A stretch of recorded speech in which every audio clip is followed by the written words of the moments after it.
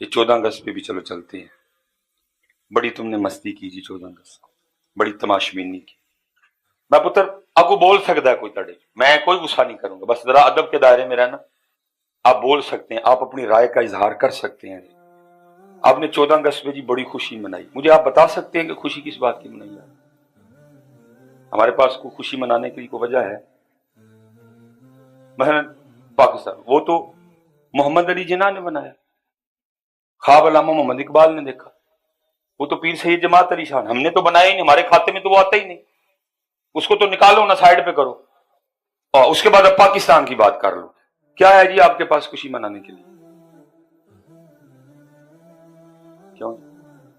او بھائی, میں رضوی صاحب, شاہ صاحب, اے پاک والے بھائی ہوری, نکیل صاحب, اور یار جتنے بیٹھے ہو سارے تو مکروز بیٹھے ہوئے ہو.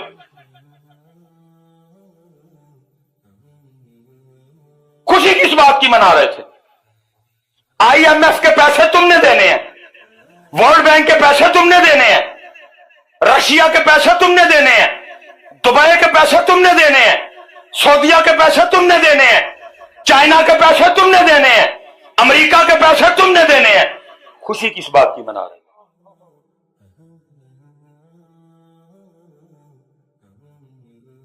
اور پتہ ہے قرضہ بھی سود پہ لیا ہوا ہے. وہ تو مقروض, وہ تو سودی مقروض ہے. صاحب پاکستان میں اس وقت اللہ اور اللہ کے رسول سے جنگ چڑھی ہوئی. خوشی کس بات کی منا ہے؟ میں کہہ رہا ہوں جی, کو وجہ ہے آپ کے نزدیک تو اٹھ کے مجھے, ہو سکتا ہے میری نہ, آپ بول سکتے ہیں مصباحی صاحب ایس گل کی خوشی منائیے.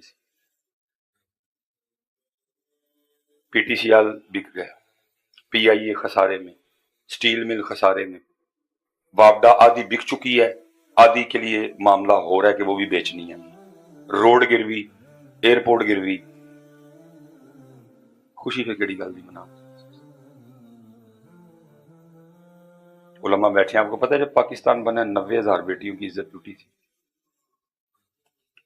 تیاں دی عزت لٹ جائے تے منہ تے جھنڈے بنا کے تے موٹر سائیکلاں دے سلنسر کڈ کے تے اچ واجے وجائی دے. غیرت مر گئی ہے تم سب کی, بغیرت ہو گئے ہیں سارے کے سارے ہم. عزت لٹنا تو دور, اور ایک بیٹی کے سر سے دوپٹہ اتر جائے اور بندہ سر اٹھانے والا نہیں رہتا. ہم وہ ہیں 90,000 بیٹیوں کی عزتیں لٹوا کے 14 اگست کو منہ کے اوپر جھنڈے بنا کے بازے بجاتے پھر رہے تھے.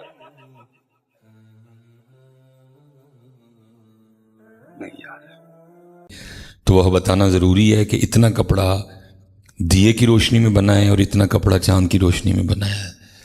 فرماتے ان بچیوں نے مجھے حیران کر دیا. میں نے کہا مسئلہ مکمل؟ انہوں نے کہا نہیں, ابھی پوچھنا ہے, پوچھو. انہوں نے کہا بعض دفعہ اس طرح بھی ہوتا ہے کہ دیا بھی بجھ جاتا ہے, اور جب ہم کھڈیاں اٹھا کے سین میں لاتی ہیں تو اوپر بادل ہوتے ہیں, اس لیے چاند کی روشنی زمین تک آ رہی ہوتی نہیں. تو پھر ہم کیا کرتی ہیں کہ ہمارے ساتھ جو گھر ہے انہوں نے اپنے سین میں جو دیا جلا رکھا ہوتا ہے, ہم اپنی کھڈیاں اٹھا کے دیوار کے قریب کر لیتی ہیں, اور ہم پھر ان کے دیے کی روشنی میں کپڑا بناتی ہیں, کیونکہ انہوں نے دیا ہمارے لیے نہیں جلایا, اور ہم نے ان سے اجازت بھی نہیں لی کہ آیا ہم آپ کے دیے کی روشنی میں کپڑا بنا لیا کریں. تو کیا ان کی اجازت کے بغیر ان کے دیے کی روشنی میں کپڑا بنانا چوری میں شمار تو نہیں ہوگا؟ امام صاحب فرماتے ہیں ان بچیوں نے مجھے رلا دیا. میں نے کہا مسئلے کا جواب بعد میں دوں گا, پہلے یہ بتاؤ تم آئی کس گھر سے ہو, تمہارے ابو کا کیا نام ہے, تم کس کی بیٹیاں ہو؟ تو بچیاں آگے سے کہنے لگیں ہم بشر حافی کی بیٹیاں ہیں. آپ فرماتی ہیں اس بات نے مجھے مجبور کر دیا کہ میں بشر حافی کے پاس جاؤں. جس کی چھوٹی چھوٹی بچیوں کا یہ تقوی ہے تو بشر حافی کا تقوی کیا ہوگا؟ یہ ہے معیار ولایت حضرت صاحب. یہ ہے حالا امام احمد بن حنبل تقوی کے بڑے بلند مقام پہ فائز تھے. بھوک لگی تھی, ہاں جی, پتہ نہیں کتنے دنوں کے بھوکے تھے, بھوک بھی ایسی کہ چھپائے نہ چھپے. اب تو پتر دیکھتے ہی کوئی نہیں نا, جو آیا منہ وچ سٹ لیا. اسپیشل جو نمازی احباب ہیں, میں آپ سے گزارش کروں گا پتر اپنے لقموں کا بڑا دھیان رکھا کرو. ایک گندا لقمہ 40 دن کی عبادت کا سرور, بہت دھیان رکھو پتر, بڑا اپنا ٹھڈ سانبھو اور بڑی اپنی زبان سانبھو. حضرت ایویں جو آیا چک منہ وچ سٹ لیا. اللہ کرے میری قوم کو یہ باتیں سمجھ آ جائے. مجھے پتہ نہیں جمرے کا مزاج کیا ہے، لیکن آپ اس وقت سیالکوٹ کے جس فلٹر پہ جائیں گے نا، آپ کو اچھے بھلے بندے گاڑیوں پہ، جی فارچونر پہ، ایم جی پہ، ٹکسان پہ، ہیوال پہ آپ کو بڑی بوتلیں لے کے نا پانی لینے آتے ہوئے ملیں گے، کیونکہ نئی پسلی سٹ چل دی. آج کل ویسے بھی نیسلے وغیرہ کا ایکواکینا کا ویسے بائیکاٹ چل رہا ہے، تو آپ کو اچھے خاصے شرفا ملیں گے رات کو فلٹر پہ پانی بھرتے ہوئے. میں بھی کبھی کبھی جاتا ہوں اگر سیالکوٹ میں ہوں، تو وہ جس سے بھی پوچھو نا کہ وہ ہاں ڈاکٹر نے کہا کہ صاف پانی پیا کرو، کیونکہ گندے پانی نال جگر تے گردے خراب ہو جاندے. لیکن دکھ یہ ہے میری بات قوم کو یہ بات تو سمجھ آ گئی کہ گندے پانی نال جگر تے گردے خراب ہوندے نے. پتہ نہیں یہ سمجھ کیوں نہیں آ رہی کہ گندے رزق سے نسلیں خراب ہو جاتی ہیں، گندے رزق سے، گندے کھانے سے نسلیں خراب ہو جاتی ہیں. یہ تو سمجھ آ گئی کہ گندا پانی جگر اور گردے خراب کرتا ہے. پتہ نہیں یہ کیوں نہیں سمجھ آ رہے ہیں، کیونکہ حضرت اب تو میرے پاکستان کا یہ حال ہے. کبھی 2 نمبر چیز کو بھی لوگ مایوب سمجھتے تھے، اب تو 6-7 نمبر چل رہے ہیں، چلا رہے ہیں، ہم ہی چلا رہے ہیں سارے. ڈھونڈنے سے آپ کو خالص چیز نہیں ملے گی حضرت. مجھے یہ سر پہ ہیئر فال کا تھوڑا ایشو ہے. میں اس دن ڈاکٹر صاحب ہیں ان کے پاس چلا گیا، انہیں چیک وغیرہ کر کے کچھ چیزوں سے روکا. نیند پوری کیا کریں، پانی زیادہ پیا کریں، کھانا وقت پہ کھایا کریں. میں ان میں سے کوئی چیز بھی نہیں کر سکتا. سر پہ امامہ نہ باندھا کریں، سادی سی کو ٹوپی اوڑھ لیں.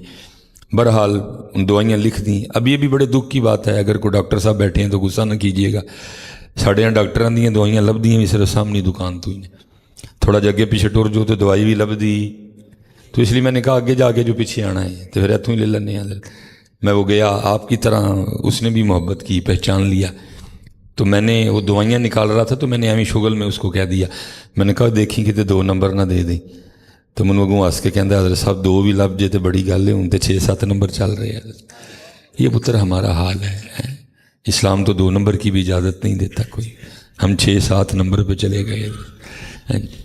تو گندا رزق، نسلیں خراب، اور ہو بھی گئی ہیں جی. بچے بات ہی نہیں سنتے کوئی، اور اس میں بہت بڑا قصور جو ان کو کھلا رہے ہیں اس کا حضرت. بچیاں بات نہیں سنتی کوئی بھی حضرت، اس کی بہت بڑی وجہ جو ان کو کھلا رہے ہیں وہ اندر سے بول رہا ہے پھر حضرت. اس گندے رزق نے تباہ کر دیا حضرت. بچے بدتمیز ہیں، بچے سنتے نہیں ہماری کو. لیکن وجہ کیا ہے کہ کھلایا ہم نے ان کو. نہ پتر گندا لقمہ کھاؤ تو نہ گندا لقمہ کھاؤ حضرت صاحب، نہ کھاؤ تو نہ کھاؤ. جو لے کے جاؤ پتر حلال کا لے کے جاؤ. حلال میں آپشن موجود ہے. اب میرے پاس اس وقت جی کسی کو نوٹ ہے تو دیو ذرا، میں کو بندہ دو ذرا پیسے.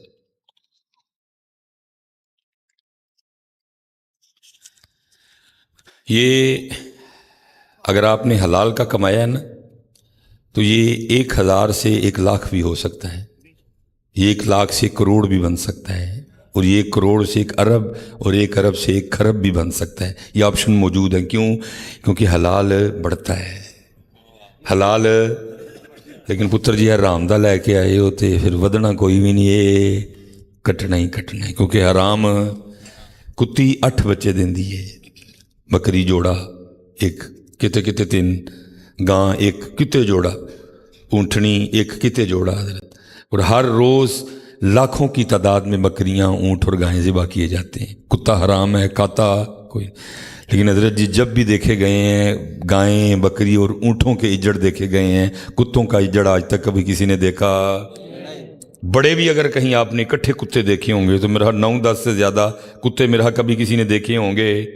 اللہ دیتی وہ 8 ہے، وہ 2 دیتی ہے، وہ 1 دیتی ہے. لیکن وجہ کیا ہے؟ کیونکہ حلال بڑھتا ہے، حلال اور حرام کا. اسی لیے تو پتر ہم پریشان ہیں، کیونکہ ہم اپنے رزق کا دھیان رکھتے نہیں. لیکن بڑے بڑے با کمال لوگ ہیں. سفر بیمار کرتا ہے، تھکا دیتا ہے، بوڑھا کر دیتا ہے. لیکن جو سفر میں نے سب سے زیادہ مزہ لیا ہے وہ یہ ہے کہ بڑے بڑے با کمال لوگ دیکھے اپنی آنکھوں سے، جن کو ہم نے کتابوں میں پڑھا ہے. میں ایک دفعہ نارووال تھا، پسرور سے میں نے نارووال جانا تھا، سردیوں کے دن تھے. اور آپ کو پتہ ہے ساڑی قوم بادشاہ لوگ اے تو چلو گرمی ہے نا تو سمجھ آندی ہے، ਸਾਡੇ ਐਡੇ ਬਾਦਸ਼ਾਹ ਲੋਕ ਨੇ ਸਰਦੀਆਂ 'ਚ ਵੀ ਹਾਰ ਪਾ ਛੱਡਦੇ ਨੇ, ਪਰ ਇਹਦੇ 'ਤੇ ਚਲੋ ਵਰਕਾ ਚੜ੍ਹਿਆ ਜਾਣਾ, ਉਹਨਾਂ ਦੇ ਵਰਕਾ ਵੀ कोई नहीं चढ़े ਜਾਂਦਾ, ਪਾਣੀ ਚੋਂਦਾ ਹੁੰਦਾ है। और मैं हैरान होता हूँ यार मेरी कौम को क्या हो गया, गीले हार हैं, पानी टपक रहा है, सानू पा छड़ते हैं बढ़ के, फिर असी भी चुप करके पवा लेंगे हैं, क्योंकि मेरे सामने 10 कैमरे लगे हैं, इन्होंने ये दिखा देना कि मिसबा जी सब गुस्से में आ गए, ये कोई नहीं दसना उस गरीब ने ठंडे हार पाए सन, क्योंकि हमारे यूट्यूबर भी आपको पता पूरी तीली लगाते हैं मेरे साथ, तो काम की गल है भी अगे कोई नहीं बचाते है, ये भी अद्धी कट देंगे। मैं चुप कर जाता हूँ, अच्छा चल यार करनगे तो भरनगे भी, व तो इज़्ज़ु मन तशा व तुज़िल्लु मन तशा, बहुत कटिंग होती है, फजूल बात निकालेंगे बीच में से जो, लेकिन चुप कर जाता हूँ, क्या कर सकता हूँ। तो वो हम गए पसरूर, हमने मगरिब से इशा प्रोग्राम कर लिया, आगे नारोवाल जाना था। मैंने इनको कॉल की, मैंने कहा हज़रत हम आ रहे हैं, कोई लोकेशन वगैरह, उन्होंने कहा हज़रत गांव बिल्कुल बॉर्डर पे है, ठीक है जी, और यहाँ नहीं चलेगा नेविगेशन, तो आप इस तरह करें, आप ट्रैवल करते आएँ, ये रास्ते में सड़क पे बोर्ड लगा होगा, और उसकी सबसे बड़ी निशानी ये है कि बोर्ड के बिल्कुल सामने एक चाय का खोखा है। आप खोखा समझते हैं ना, वो जो लकड़ी का बना होता है सारे का सारा ही। हम पहुँच गए, ठंडे हारों ने मुझे भी बेहाल कर रखा था, इसलिए मैंने कहा उनको आने में भी टाइम है तो चलो चाय पी लेते हैं। हम गए खोखे में, वहाँ एक इंतहाई कमज़ोर से बाबा जी थे, मैंने अस्सलाम वालेकुम बैठ गया, मैंने कहा बाबा जी 4 चावा बना दे, वो चाय बनाने में मशगूल हो गए। मैंने सरसरी सी नज़र डाली उनकी दुकान पे, जो भी गाँव में लायक की जाने वाली चीज़ें हैं वो सारी मौजूद थी, पतीसा, वो सेंगनियाँ, वो गचक वगैरह, और साइड पे ना थोड़ी सी बर्फ़ी भी रखी थी। तो बर्फ़ी देख के जी ललचाया, मैंने बाबा जी को पुकार के कहा, मैंने कहा बाबा जी को पा दफा बर्फ़ी भी कर दो ना। बाबा जी ने चूल्हा हल्का किया और बर्फ़ी की जानिब आ गए। एक हज़रत पुराना तराजू होता था जिसके बीच में किल्ली होती थी, एक तो वो है ना जिसको हाथ में पकड़ते थे, किल्ली उसके भी बीच में होती, लेकिन एक वो जो बेंच पे पड़ा होता था, लेकिन होती उसके बीच में भी किल्ली थी। बाबा जी के पास वो वाला तराजू था हज़रत, तो मैं बाबा जी को देख रहा था। उसने क्या किया, पहले एक खाकी वर्क लिया और उसको एक पलड़े में रखा, जिसके ऊपर उन्होंने रखी बर्फ़ी, ताकि को मिट्टी वगैरह बर्फ़ी को लग जाए ना। अब ज़रा दूसरी साइड पे उन्होंने, जिसको आप बांट उर्दू में कहें और पंजाबी में अगर कहें तो वट्टे, दूसरे पासे उन्हें वट्टे रखने। मैं देख रहा था, लेकिन उन्हें की था, उन्हें फिर एक खाकी कागज़ कढ़िया और दूसरे पासे रख के तो फिर उहदे उत्ते वट्टे रखे। मैं हैरान रह गया, मैंने कहा वाह वाह, जिहड़े लोग किताबां च पढ़ते हैं शुक्र है जखा ना भी वेख ले। उसने क्यों कागज़ रखा, क्योंकि बर्फ़ी की कीमत 1200 रुपये किलो, और नीचे जो बर्फ़ी के साथ कागज़ तुलने जा रहा था उसकी कीमत 20 रुपये किलो। भला उसका कितना वज़न होगा एक कागज़ का, लेकिन वो इतना तकवे वाला बाबा था कि उसने एक कागज़ भी बर्फ़ी के वज़न में तुलने दिया, और उसने उसको कैसे कवर किया, उसने दूसरी साइड पे भी कागज़ रखा ताकि बर्फ़ी ही तुले, कागज़ तुले। तो साड़ियाँ बेकरियाँ वाले तो पूरा पूरा डब्बा तोल चढ़ते हैं, इत्थे तो पूरा पूरा डब्बा। अल्लाह हमें समझ आ रही होती है सारी, लेकिन भाई गल करो तो गल पैंदे ने। 80-80 ग्राम का डब्बा, 60 ग्राम का डब्बा, मैंने खुद डब्बे का वज़न किया है। 40 ग्राम का डब्बा तोल छड़ते हैं जी नाल पूरे का कादे वज़न च, बर्फ़ी दे वज़न च। अल्लाह डब्बे की कीमत ये, लेकिन वो इतना तकवे वाला बाबा था कि उसने एक बारीक सा कागज़ भी तुलने दिया नहीं। क्योंकि मैं ये मंज़र देख रहा था, मुझसे रहा नहीं गया, मैंने उठ के ना तो बाबा जी को गले लगा लिया। तो थोड़े से घबरा गए, तो मुझे कहते हैं मौलवी जी की होया है। मैं क्या बाबा जी इन्ने साल किताबां जो पढ़ते रही हैं जखा दे सामने होया है। सोना रिज़क पुत्र, सोना रिज़क खड़ो अपने घर, और फिर वो सोने रिज़क दियाँ मौजां देखो। हराम ने तबाह कर दिया हमें, सोचें बिगड़ गई हैं, फ़िक्रें बिगड़ गई हैं, अंदाज बिगड़ गए हैं, दिल सख्त हो गए हैं। कुछ नहीं इन गंदे पैसों ने रहने दिया, सोने पैसे ले आओ पुत्र हैं। हालांकि इमाम अहमद बिन हम्बल खुद तकवे के बहुत बड़े मुकाम पे फायज थे, इतने भूखे के भूख छुपाए न छुपे। हजरत घर आए, बच्चों की अम्मी से कुछ तलब किया, पूछा कुछ खाने को है, उन्होंने कहा जी कुछ नहीं। इमाम साहब फिर चले गए। अब वो बच्चों की अम्मी से भी नहीं देखा गया। वो क्या किया उन्होंने, मोहल्ले में किसी घर गई, थोड़ा सा आटा मांग लाई कि जब हमारा आटा आएगा तो हम आपको दे देंगे। ले आके गुनिया, और इमाम साहब के इंतज़ार में कि इमाम साहब आएँ और ताज़ा आटा गूंद के रोटी पका के दें। इमाम साहब आए, ताज़ा आटा देखा, पूछा घर में तो कुछ नहीं था, आटा किधर से आया? बीबी साहबा ने अर्ज़ की कि फलां फलां घर से मांग के लाई। आपने फरमाया उसका रिज़्क़ तो मशकूक है, उसके बारे में तो कोई पता ही नहीं वो क्या करता है, वो कैसे कमाता है, इसलिए मशकूक रिज़्क़ ना मैं खाऊंगा ना मेरे घर वालों में से कुछ खाएगा, कोई खाएगा। इमाम साहब चले गए। वो लिखा है थोड़ी देर बाद फ़कीर आ गया, उसने दरवाजे पे दस्तक दी। उस फ़कीर को वो ताज़ा आटा दिया गया। ज़ाहिर है फ़कीर के लिए भी पहला मौका था कि उसको किसी ने गुंदा हुआ ताज़ा आटा दिया। तो उसने कहा ये क्या मामला? कि उन्होंने कहा जी इमाम साहब कह रहे हैं कि ये जिनसे आटा लाया गया है मशकूक है, इसलिए ना मैं खाऊंगा ना मेरे घर वालों में से कोई खाएगा, तो फिर तू ले जा। उन्होंने कहा जड़ा आटा मेरे इमाम ने नहीं खाना मैं भी नहीं खाना है। क्या दौर था हज़रत, जब फ़कीरों के भी ये अंदाज़ हुआ करते थे। कैसा सोना दौर था हज़रत, जब फ़कीरों के भी ये अंदाज़ हुआ करते। फ़कीर भी इतने तकवे वाले थे हज़रत। हाँ जी, अब इमाम साहब ने भी नहीं खाना, घर वाले ने भी नहीं खाना, फ़कीर ने भी नहीं खाना, करना की आटे का। इसलिए लिखा है कि उस आटे को दरिया दजला में फेंकवा दिया गया।